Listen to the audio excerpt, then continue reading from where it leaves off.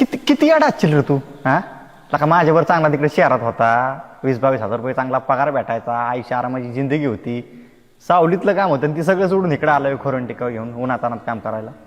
काय हाय काय रे गावात असं सांग बरं.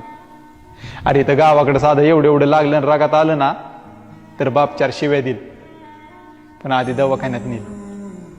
आई माझी दिसेल त्याच्याकडून फोन करत, जवळ तिला कळत नाही ना मी बरा आहे तवर देवळाच्या चक्रा मार. माझा भाऊ लवकर इलाज करा म्हणून डॉक्टरच्या इनवण्या करत, नाहीच ना लवकर त्यांनी इलाज केला तर 4 थोबाड्यात बी मारत. माझ्या बहिणी सासरवाडीतलं सगळं काम सोडून येतात, सफरचंद, नारळाचं पाणी, खारी खोबरं नको म्हणलं तरी खायला देतात.